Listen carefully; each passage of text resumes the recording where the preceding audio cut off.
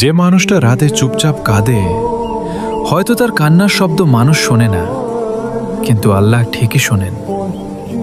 গুনাহ করতে করতে যদি মনে হয় আমার জন্য আর মাফ নেই, তাহলে মনে রেখো আল্লাহর রহমত তোমার গুনাহের থেকেও অনেক বড়। একদিন সবাই ছেড়ে যাবে, টাকা, মানুষ, সৌন্দর্য সব।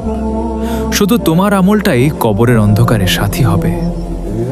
তুমি দুনিয়ার মানুষের কাছে মূল্য না পেলেও সিজদায় কাঁদা সেই মানুষটাকে আল্লাহ আকাশের ফেরেশতাদের কাছে সম্মানের সাথে উল্লেখ করেন। নামাজ শুধু দায়িত্ব না, এটা এমন একটা দরজা যেখানে ভাঙা মানুষও শান্তি খুঁজে পায়। কবরের ভিতরে অনলাইন কেউ থাকবে না, থাকবে শুধু তোমার করা কাজগুলো।